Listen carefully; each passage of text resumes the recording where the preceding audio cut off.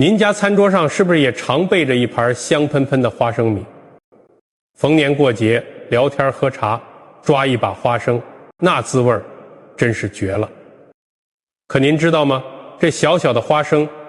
在65岁往后的老年人眼里，竟然成了最大的争议焦点。有人把它当成宝贝，天天吃，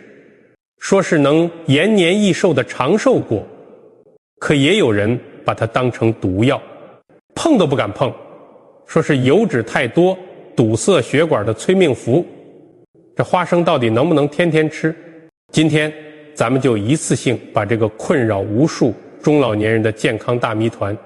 彻彻底底的给您掰开，揉碎了讲清楚，让您吃得明明白白。养生不踩坑。其实在咱们很多人的家庭里，花生几乎是家家户户都有的食材，尤其是在逢年过节的时候，亲友来家里拜年，花生更是茶几上绝对少不了的配角。它不只是一种食材，更是很多长辈生活里不可或缺的一部分，带着满满的生活烟火气。但也正是因为这么常见，这么亲切，大家对它的评价却差得10万8千里。有的长辈坚信花生是长寿果，每天吃几颗能补血管补体力，到老都有精神。而有的长辈则连连摇头，说花生油脂那么重，热量又高，有高血脂高血压，血糖偏高的人根本碰都不能碰，吃了只会让身体越来越差。特别是在过了65岁之后，大家吃东西总是会多一分顾虑，既想要靠日常饮食补营养养身体，又怕吃错了反而加重身体负担，结果反倒养出问题来。想吃又不敢吃，不吃又觉得可惜。那今天我们就把这件事彻底讲清楚，到底好不好？吃对了有什么好处？吃错了有什么风险？要注意每天吃多少分量，选哪种花生，怎么吃最健康。首先咱们先来破解第一个大家最常犯的错误，那就是觉得花生是长寿果，所以吃得越多就越养生。很多认同花生养生的长辈经常会有这种想法，觉得既然是好东西，那肯定吃得越多补得越多。我见过不少长辈因为觉得花生好，没事就坐在沙发上，一边看电视一边剥花生，不知不觉就能吃完一大盘。还有的长辈把花生当成正餐的补充，吃完饭还要雷打不动的再来一整把，觉得这样营养才够。但其实这个想法刚好踩进了最严重的营养误区。再好的食材都要讲究适量2个字，花生尤其如此。花生在分类上属于坚果种子类，它的营养密度确实极高，但随之而来的热量密度也同样惊人。如果您完全不控制分量，每天吃很多，身体摄入的热量就会严重超标，多余的热量根本无法被身体消耗，只能在体内转化成厚厚的脂肪。长期下来不仅会增加身体的代谢负担，还可能直接导致体重超标，进而反过来影响血脂和血糖的稳定。原本想吃花生来养生，结果反倒先吃出了脂肪肝和高血脂。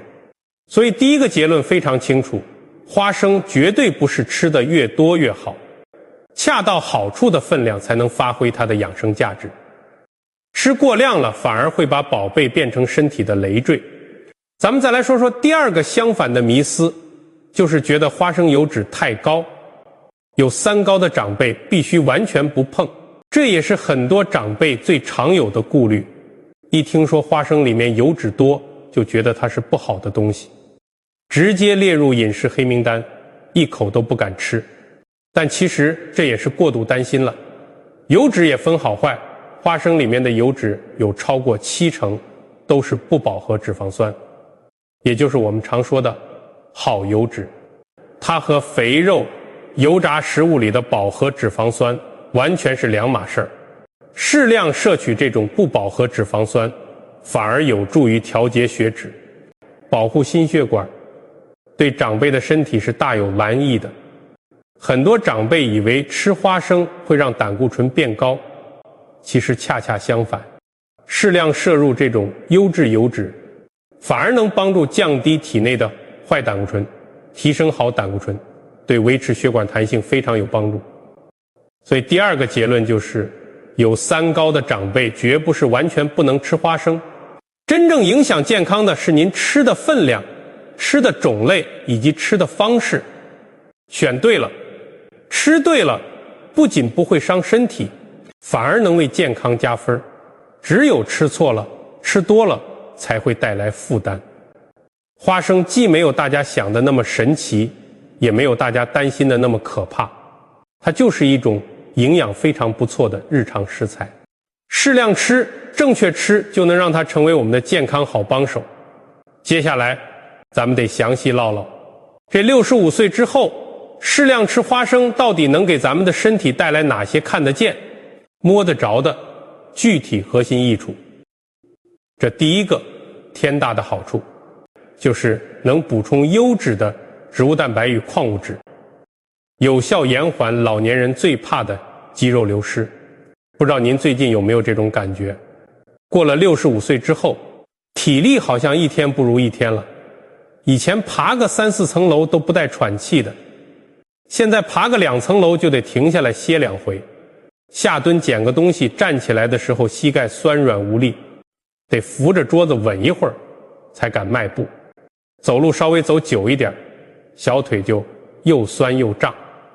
其实这些表现很多都和您的肌肉量正在悄悄流失有关系。根据中老年营养学会的研究，人过了50岁之后，肌肉量每年都会慢慢减少，而到了65岁之后，流失的速度还会进一步加快。如果平时的营养补充跟不上，加上活动量减少，肌肉流失的速度就像滚雪球一样，不仅会严重影响您的日常行动力，让您整天觉得疲惫，还会大大增加跌倒骨折的风险，甚至影响整个身体的代谢和免疫系统。严重的肌肉流失在医学上被称为肌少症，会严重降低长辈的生活品质，所以提前预防。维持住肌肉量是银发族养生至关重要的一环，而要维持肌肉，补充充足的蛋白质就是第一要务。花生就是一种非常优秀的优质植物蛋白来源，每100克花生里大约含有25克左右的蛋白质，这个比例和许多豆制品以及肉类比起来都毫不逊色。除了蛋白质，花生还含有丰富的镁、钾、磷等矿物质，这些成分都是维持肌肉正常功能、保持骨骼健康不可或缺的营养素。很多长辈会觉得，我每天吃鸡蛋、豆腐、鱼和肉，蛋白质早就够了，为什么还要吃花生？其实不同来源的蛋白质所含的氨基酸种类是不同的，搭配着吃才能让营养更完整，吸收利用的效果也更好。而且花生还有一个非常大的优点，就是方便，不需要开火做饭，也不需要复杂的处理，随手剥几颗就能吃，放在家里或者随身携带，肚子饿的时候嚼上几颗，既能补充蛋白质，又能垫垫肚子，而且不会引起血糖的大幅度起伏，非常适合作为餐与餐之间的小点心。当然，我们必须再次强调，花生不能代替正餐里的鱼肉蛋豆，它是一种极好的日常补充来源，每天适量吃一点，长期坚持下去，对维持肌肉量、保持充沛体力是大有帮助的。这第二个核心益处就是它含有丰富的优质不饱和脂肪酸，能够帮助我们调节血脂，全方位保护心血管。过了65岁，几乎没有一个长辈不关心自己的血管健康，大家都担心血管变硬变堵，害怕引发严重的心脑血管问题。也正是因为这种担心，很多长辈一听到花生含有油脂，就吓得赶紧缩回了手，生怕越吃血脂越高。但其实这完全是因噎废食。适量吃一些原味花生，反而对血脂调节非常有好处。刚刚我们也提到了，花生里的油脂大部分是不饱和脂肪酸，其中油酸的占比非常高。而这种油酸和地中海饮食中最推崇的橄榄油里的主要脂肪酸是同一种。适量摄取这种脂肪酸，有助于降低血液中被称为血管垃圾的低密度脂蛋白胆固醇，也就是坏胆固醇，同时提升高密度脂蛋白胆固醇，也就是好胆固醇，帮助改善整体的血脂状态，减少脂质在血管壁上的沉积，对血管起到极好的保护作用。很多长辈觉得要顾好血管就得吃得越清淡越好，最好一星半点的油都不要碰。但其实如果饮食中完全没有油脂，身体就会缺乏必需的脂肪酸，不仅会让皮肤变得像老树皮一样干枯发痒，还会影响体内荷尔蒙的分泌，甚至妨碍脂溶性维生素的吸收，对老年人的身体健康反而极其不利。因此对于血脂轻微偏高，想要日常保养血管的长辈来说，每天吃一小把原味花生，补充身体急需的优质好油，是非常聪明且划算的养生选择。不过如果您的血脂已经严重偏高，并且已经在遵医嘱服用降脂药物，那么饮食调整一定要先咨询您的主治医生，千万不能自己盲目乱来。这第三个核心益处，绝对能帮许多长辈解决一个让人头疼的难言之隐，那就是改善中老年人极为常见的便秘问题。根据相关统计数据，在65岁以上的长辈中，平均每3个人里面就有一个正饱受便秘的困扰。随着年龄的增长，中老年人的胃肠道蠕动速度变慢，加上平时的活动量有所减少，水分喝得不够，膳食纤维摄入严重不足，很容易就导致好几天都上不了一次厕所，肚子胀得难受。长期便秘不仅严重影响食欲，还可能增加其他肠道疾病的风险。很多长辈因为便秘难受，会随便去买泻药或者通便剂来吃，刚开始可能有点效果，但长期依赖这些药物反而会让胃肠功能彻底紊乱，甚至造成肠道神经受损，越吃越没效果。其实从日常饮食入手，增加膳食纤维的摄入，慢慢调整肠道的状态，才是最温和、最安全也最长久的方法。而每天适量吃一点花生，就是一种非常简单有效的补充纤维的方式。花生中含有极为丰富的膳食纤维，根据食品营养成分数据库的资料，每100克生花生就含有大约8克的膳食纤维，这比许多绿叶蔬菜的纤维含量还要高得多。特别是花生外面那层红色的薄皮，也就是花生衣，膳食纤维和营养成分更加集中。这些纤维进入肠道之后，能够像海绵一样吸收水分，增加粪便的体积，同时刺激肠道壁，促进胃肠蠕动，让排便过程变得轻松顺畅。而且花生里的纤维非常温和，不会像有些粗纤维食物那样对长辈敏感的肠胃造成过强的刺激。不过这里也要特别提醒大家，吃花生补充膳食纤维的同时，一定要记得多喝一点温开水，因为膳食纤维需要充足的水分配合，才能在肠道里膨胀并发挥润润通通的作用。如果只吃纤维不喝水，反而可能会夺走肠道里仅存的水分，导致便秘更加严重。这一点大家务必要特别注意。这第4个核心益处，就是花生里含有丰富的维生素 E 以及多种天然抗氧化物质，能够有效帮助维持身体的防护力，延缓衰老。过了65岁，很多长辈会觉得身体的抗造能力明显大不如前了。每逢换季降温的时候，就特别容易感冒，稍微干点活或者累着一点，得好几天都缓不过神来。皮肤也更容易干燥发痒。其实这些都和身体内的氧化压力增加、防护力下降有直接关系。我们的身体每天在新陈代谢中都会产生自由基，年轻时身体清除自由基的能力强，而年纪大了之后，这种自我清除的能力逐渐衰退，氧化压力就会急剧升高，不仅会加速身体器官的老化，还会严重削弱免疫系统的防护力。而抗氧化物质就是帮助身体对抗自由基，减少这种氧化伤害的功臣。花生中就含有大量对身体极为有益的抗氧化成分，其中最主要的就是维生素 E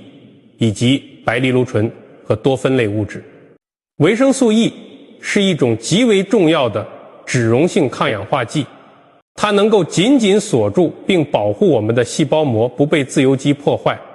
对血管、皮肤和免疫力都大有好处。而白藜芦醇和多酚类物质也有着极强的抗炎和抗氧化作用，能够帮助减轻身体内部的慢性炎症反应，减缓老化的步伐。您根本不需要花昂贵的钱去买各种保养品，每天坚持适量吃几颗花生，就是最平民、最有效补充这些抗氧化物质的方式。长期坚持下来，对身体的保养和防护力的提升是极其有益的。虽然适量吃花生有这么多令人心动的好处，但俗话说得好，是药三分毒，好食材吃错了也会变成伤身毒药。如果您的吃法不对，分量不控，或者本身有一些特定的身体状况，那么吃花生就可能会给您带来意想不到的健康风险。接下来的这3个必须注意的风险以及4类禁忌人群，您听完一定要牢记在心。首先是第一个风险，就是花生的热量密度极高，一旦过量食用，会极大地增加身体的代谢负担。很多长辈对花生的热量完全没有概念，觉得花生这么小一粒能有什么热量？其实不然，每100克生花生的热量大约有560多大卡，这几乎相当于2碗半白米饭的热量了。我们随手抓上一把，大概30克左右，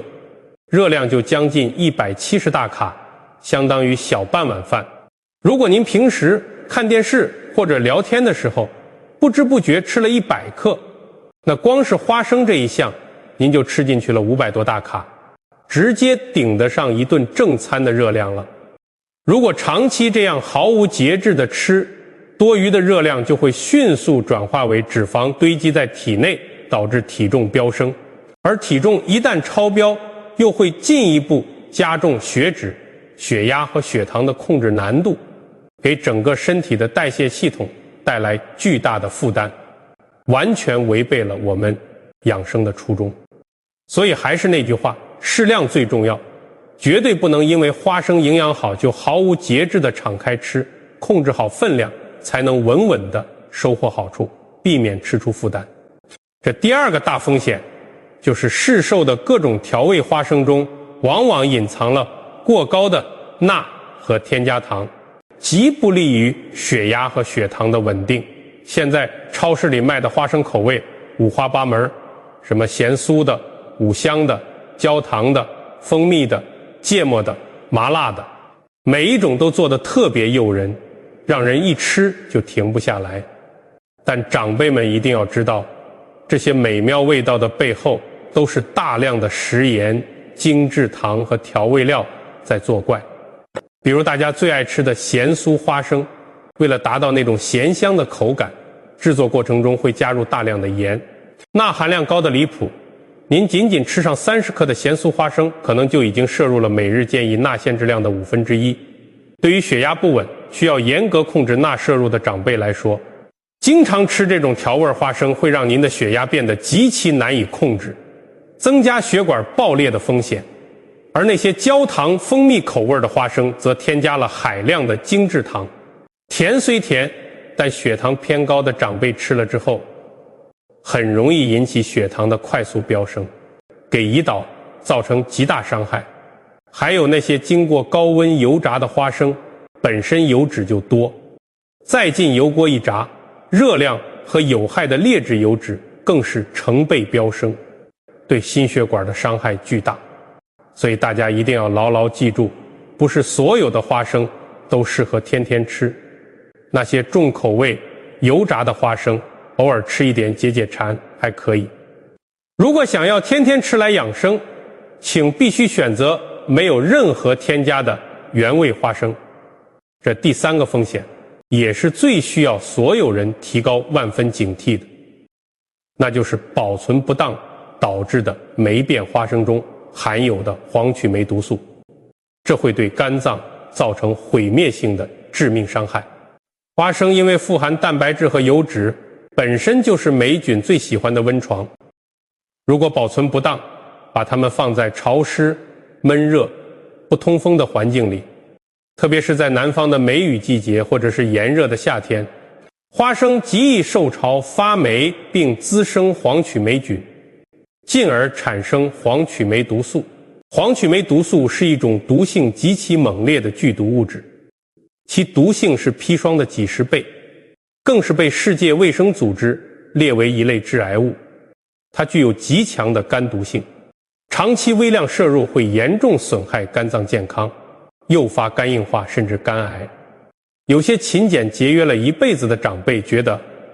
花生只有一点点发霉，扔了多可惜，就把发霉的部分剥掉或者洗一洗，觉得剩下的部分看起来白白净净的还能吃，这可是大错特错。在拿生命开玩笑的行为，黄曲霉毒素是肉眼看不见的。一旦一袋花生里有一两颗发霉，霉菌孢子和毒素很可能已经污染了整袋花生。所以只要发现有一颗花生发霉，整袋都必须毫不犹豫地扔掉，千万不能因小失大。在这里我教大家3个简单实用的辨别方法。吃花生前一定要做好安全检查。第一是看外观，拿花生的时候先仔细瞅一眼，如果花生壳或者里面的果仁表面有霉斑，颜色变得暗淡发黄，或者出现了不正常的黑色、绿色斑点，就必须立刻扔掉，千万别吃。第二是闻味道，吃之前抓起一把放在鼻子前闻一闻，如果有任何闷闷的霉味儿、油脂酸败的哈喇味儿，或者只要不是正常花生的清香气味，就坚决不能入口。第三是尝味道，如果不小心把一颗味道不对的花生吃进了嘴里，感觉有明显的苦味儿、发涩或者任何奇怪的怪味儿，一定要立刻吐出来，并且用清水反复口，绝对不能咽下去。在日常保存花生的时候，也要记得把它们放在干燥、阴凉、密封的容器里。开封之后尽量在1个月内吃完。如果是买的散装花生，回家后可以先用密封罐分装成小份儿，吃多少拿多少，避免反复接触空气而受潮。除了上述3个风险，还有4类特殊的禁忌人群，在吃花生时一定要格外谨慎，甚至需要暂时忌口。第一类是处于痛风急性发作期的长辈，花生属于中等普林含量的食物。当您正处于痛风发作、关节红肿热、痛得无法下地的时候，必须严格限制普林的摄入。这期间千万不要吃花生，避免给身体的尿酸代谢增加负担，导致病情加重。如果是处于痛风缓解期，平时没有发作的时候，可以少量吃一点原味花生，但一定要严格控制好量，并且搭配多喝温开水来促进尿酸的排泄。第二类是有严重胆囊疾病的长辈，比如经常发作的胆囊炎、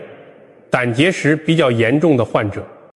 因为我们吃进去的油脂需要胆囊收缩并分泌胆汁来帮助消化吸收，花生的高油脂含量会刺激胆囊剧烈收缩。对于有胆囊炎、胆结石的患者来说，这极易引发剧烈的胆绞痛，导致病情急性发作。所以这类长辈如果想吃花生，一定要先咨询自己的主管医生，确认自己的状况能否食用，千万不要自己贸然尝试。第三类是对花生过敏的长辈，这个不用多说，花生是一种非常强烈的过敏源。如果您本身对花生过敏，那是绝对不能碰的。不仅不能直接吃花生，还要仔细避开所有含有花生成分的加工食品，避免引发严重的过敏反应，危及生命。第四类是肾功能异常，需要严格限制磷摄入的长辈。花生中的磷含量比较高，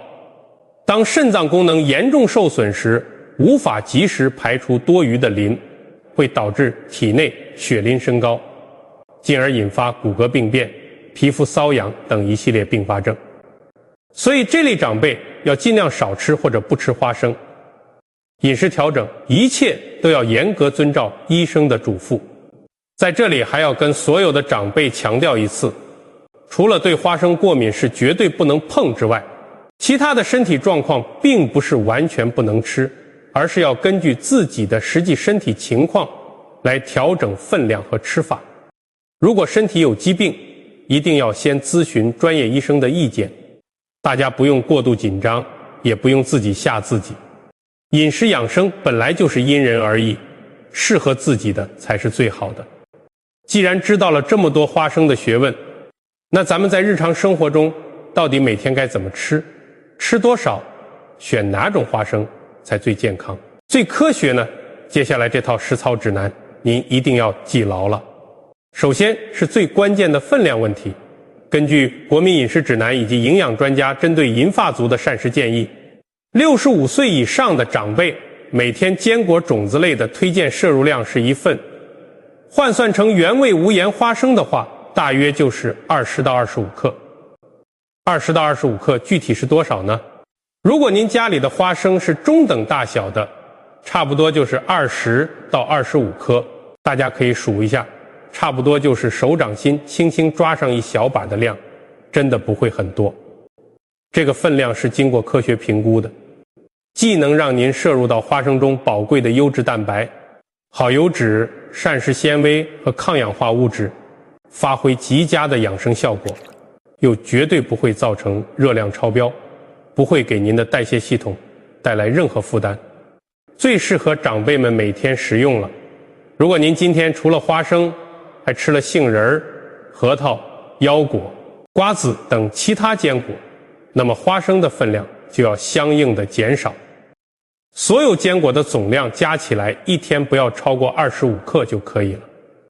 其次是在花生的种类选择上，最推荐长辈们日常食用的首选绝对是原味水煮花生。为什么水煮花生是毋庸置疑的第一名呢？主要有3个让人信服的原因。第一是它最健康，